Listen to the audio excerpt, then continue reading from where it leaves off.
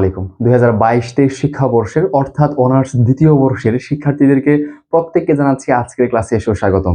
সুপ্রিয় শিক্ষার্থী, আমরা আজকে আলোচনা করব তোমাদের অর্ডিনারি ডিফারেনশিয়াল ইকুয়েশন সাবজেক্টের প্রথম অধ্যায় অর্থাৎ সাধারণ অন্তরক সমীকরণ।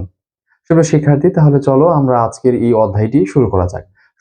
অধ্যায়টি শুরুর পূর্বে যে বিষয়টি জানিয়ে রাখি তা হলো প্রতি বছর এই অধ্যায় থেকে খ বিভাগে একটি প্রশ্ন আসে অথবা গ বিভাগে একটি প্রশ্ন আসতে পারে। তাহলে চলো আমরা আজকে এই অধ্যায়টি শুরু করি। সুপ্রিয় শিক্ষার্থী, এই অধ্যায়টি আলোচনার পূর্বে আমাকে যে বিষয়টি জানতে হবে তা হচ্ছে যে সাধারণ অন্তরক সমীকরণ, যেহেতু আজকের অধ্যায়টি, তাহলে এখান থেকে জানতে হবে যে অন্তরক সমীকরণটি আসলে কি এবং সাধারণ অন্তরক সমীকরণটি আসলে বলতে কি বোঝায়।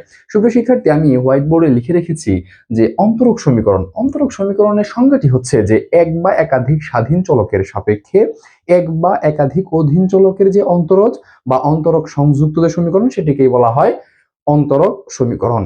আবারও বলতেছি যে এক বা একাধিক কি থাকবে, স্বাধীন চলক, এবং এক বা একাধিক কি থাকবে, অধীন চলক। সুপ্রিয় শিক্ষার্থী, তোমরা হয়তো জানো যে স্বাধীন চলক হচ্ছে যে চলকের সাপেক্ষে অন্তরীকরণ করা হয়, এবং অধীন চলক হচ্ছে যে চলককে অন্তরীকরণ করা হয় এক্স্যাক্টলি, আর যার সাপেক্ষে করা হবে সেটি হবে স্বাধীন চলক, আর যাকে অন্তরীকরণ করা হবে সেটি হবে অধীন চলক। সুপ্রিয় শিক্ষার্থী, আমি একটি উদাহরণ লিখে রেখেছি, তা হচ্ছে যে d square y by d x square plus 2x dy by dx plus y equals to 0।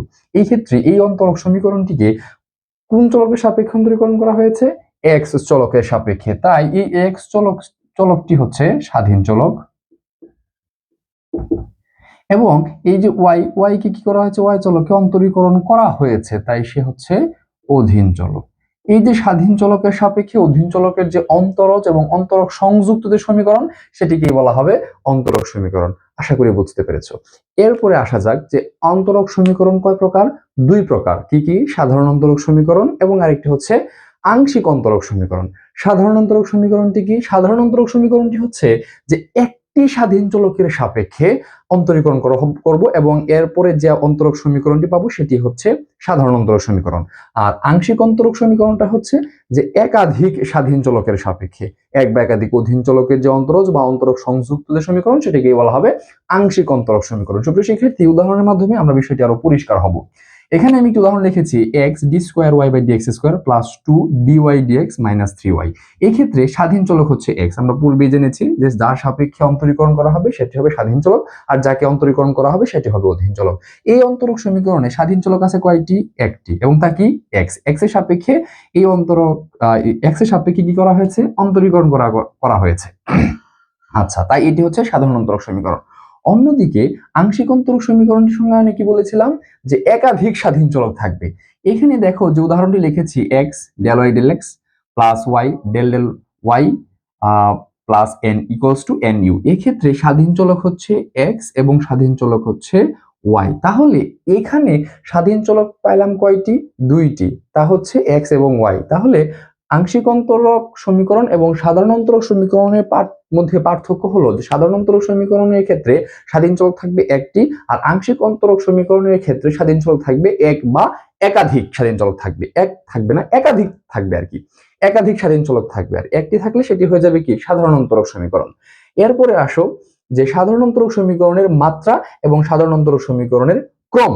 সাধারণ অন্তরক সমীকরণের ক্রম হচ্ছে যে স্বাধীন চলকের সাপেক্ষে অধীন চলকের যে অন্তরজ, সেটিকে বলা হয় অন্তরক সমীকরণ। এক্ষেত্রে স্বাধীন চলকের সাপেক্ষে যত সংখ্যক বার অন্তরীকরণ করা হবে সেই সংখ্যাটাই হবে ওই অন্তরক সমীকরণের ক্রম। আমি আবারও বলতেছি যে কোন অন্তরক সমীকরণকে স্বাধীন চলকের সাপেক্ষে সর্বোচ্চ সংখ্যক বার অন্তরীকরণের যে সংখ্যা, সেটি হবে তার কি? ক্রম। অর্থাৎ একটি অন্তরক সমীকরণকে যদি স্বাধীন চলক এক্স এর সাপেক্ষে একবার অন্তরীকরণ করা হয় তবে তার ক্রম হবে এক। যদি দুইবার অন্তরীকরণ করা হয় তার ক্রম হবে 2। যদি তিনবার অন্তরীকরণ করা হয় তবে তার অন্তরক সমীকরণ হবে, তার ক্রম হবে কত? 3। দেখো আমরা একটা উদাহরণ লিখেছি যে d cube y by d x cube plus 3y d square y by d square y by d x square হবে এটা, plus 5 dy dx plus 3y equals to 0। এই ক্ষেত্রে স্বাধীন চলক হচ্ছে আমার x এবং অধীন চলক হচ্ছে y। এখানে স্বাধীন চলকের সাপেক্ষে অধীন চলকে অন্তরীকরণ করা হয়েছে কয়বার? 3বার। এখানে কয়বার? 2বার। 3বার, 2বার, এবং এখানে অন্তরীকরণ করা হয়েছে কয়বার? একবার। এর মধ্যে সর্বোচ্চ সংখ্যক বার কত করা হয়েছে? 3বার। তাই এই অন্তরক সমীকরণের ক্রম হচ্ছে 3। আমি আবারও বলতেছি যে কোনো একটি অন্তরক সমীকরণে স্বাধীন চলকের সাপেক্ষে সর্বোচ্চ সংখ্যক বার যে অন্তরীকরণ করা হবে সর্বোচ্চ সংখ্যক বার, সেই সংখ্যাটাই হবে তার কি ক্রম। বইয়ের সংজ্ঞায়নে দেওয়া আছে কোন অন্তরক সমীকরণের সর্বোচ্চ ক্রমধারী অন্তরজের ক্রমকে ওই অন্তরক সমীকরণের ক্রম বলে। আশা করি বুঝতে পেরেছো। এরপরে আসলে সাধারণ অন্তরক সমীকরণের মাত্রাটা আসলে কি? সাধারণ অন্তরক সমীকরণের মাত্রাটি হলো যে কোনো অন্তরক সমীকরণকে আমরা যখন স্বাধীন চলকের সাপেক্ষে অন্তরীকরণ করলাম, করার পরে যে সর্বোচ্চ যে ক্রমটা ছিল ওই ক্রমটাই তো ওই অন্তরক সমীকরণের ক্রম ছিল। এখন ওই যে ক্রমধারী যে অন্তরজটা ছিল ওই অন্তরজের ঘাত, অর্থাৎ সর্বোচ্চ ক্রমধারী অন্তরজের যে ঘাত, সেটি হবে ওই অন্তরক সমীকরণের মাত্রা। সংজ্ঞায়নে লিখেছি কোন অন্তরক সমীকরণের সর্বোচ্চ ক্রমধারী অন্তরজের মাত্রা বা ঘাতকে ওই অন্তরক সমীকরণে কি বলবো? মাত্রা বা ঘাত বলবো। এখানে আমি একটি অন্তরক সমীকরণ লিখেছি, সেটি হচ্ছে d cube y by d x square হবে না, এটা হবে d cube y by d x cube হবে, whole cube plus d square y by d x square whole square plus 3 dy dx plus 5x equals to 0।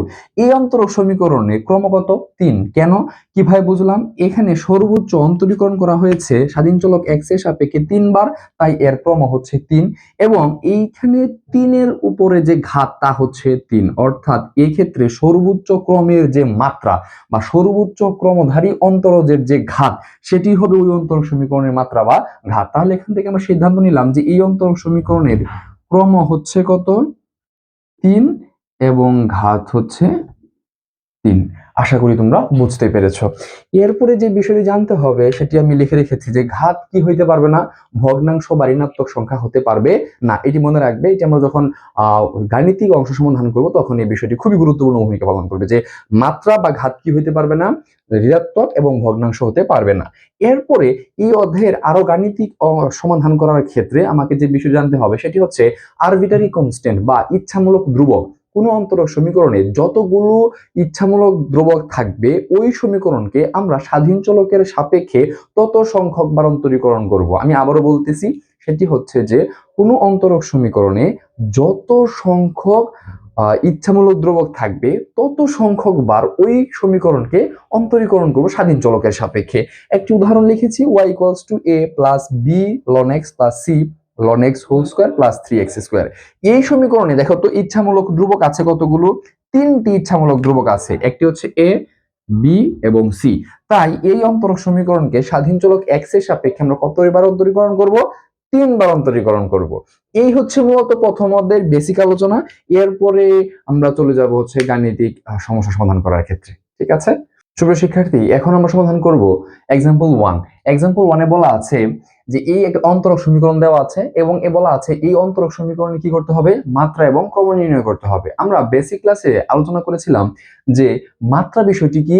মাত্রাটা হচ্ছে যে কি সর্বোচ্চ ক্রমধারী অন্তরজের যে ঘাত, এবং বলেছিলাম যে মাত্রা কি হইতে পারবে না? ভগ্নাংশ বা ঋণাত্মক হতে পারবে না। তাহলে চলো আমরা এই অন্তরক সমীকরণের ক্রম এবং মাত্রা নির্ণয় করি।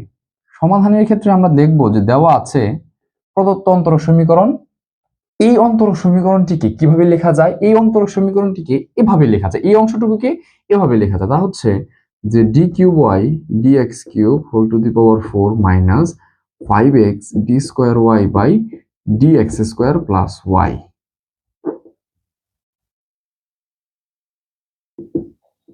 Y whole to the power 1/3।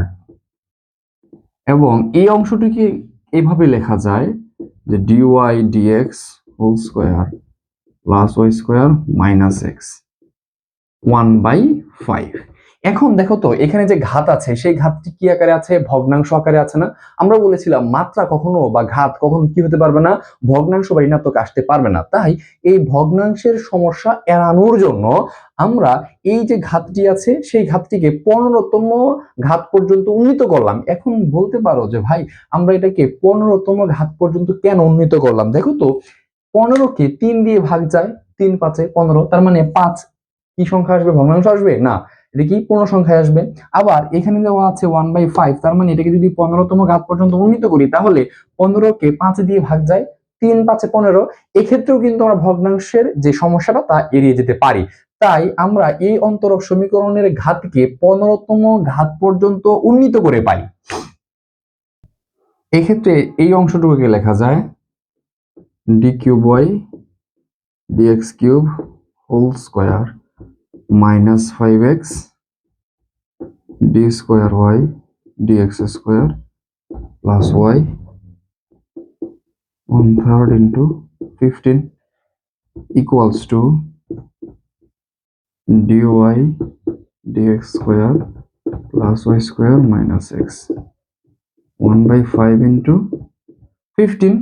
তাহলে এই অংশটুকু কি এবার লেখা যায় যে d cube y dx cube whole to the power 4 minus 5x d square y dx square plus y 5 3 5 15। আর এই অংশটিকে লেখা যায় dy dx whole square plus y square minus x 3। সুপ্রিয় শিক্ষার্থী, তাহলে দেখো এই অন্তরক সমীকরণের আমরা সর্বোচ্চ ক্রম কত পেলাম? 3। কিভাবে? স্বাধীন চলক x এর সাপেক্ষে সর্বোচ্চ সংখ্যক বার অন্তরীকরণ করা হয়েছে, 3 বার অন্তরীকরণ করা হয়েছে। আমরা সংজ্ঞায়নে বলেছিলাম ক্রমের ক্ষেত্রে যে কোনো একটা অন্তরক সমীকরণের যে সর্বোচ্চ ক্রমের যে অন্তরজ সেটি হবে তার কি ক্রম। এই ক্ষেত্রে x এর সাপেক্ষে সর্বোচ্চ অন্তরীকরণ করা হয়েছে 3 বার, এখানে 2 বার, এখানে 1 বার অন্তরীকরণ করা হয়েছে। তাই এই প্রদত্ত অন্তরক সমীকরণের ক্রম হচ্ছে কত? 3। ক্রম 3 এবং মাত্রা কত? এবং মাত্রা হচ্ছে সর্বোচ্চ ক্রমের যে ঘাত 5 এবং তার উপরে ঘাত কি আছে? 4 আর এখানে আছে 5। তাহলে এখানের 4 এবং এখানে 5 গুণ করলে কত হবে? 4 into 5 সমান হচ্ছে 20। তাহলে আমরা দেখতে পেলাম যে সর্বোচ্চ ক্রম কত? 3 এবং সর্বোচ্চ ক্রমের যে ঘাত 4 এবং তার উপরে আবার কি আছে? হোল টু দি পাওয়ার 5। তাই 5 এবং 4 গুণ করে আসলো 20। এটি হচ্ছে এই অন্তরক সমীকরণের ক্রম এবং মাত্রা। আশা করি বুঝতে পেরেছো। প্রিয় শিক্ষার্থী, আজকে ক্লাস এই পর্যন্তই। আমরা পরবর্তী ক্লাসে বাকি যে সমস্যাগুলো আছে সেগুলো সমাধান করার চেষ্টা করবো ইনশাআল্লাহ। সে পর্যন্ত সবাই ভালো থেকো, সুস্থ থেকো। আল্লাহ হাফেজ।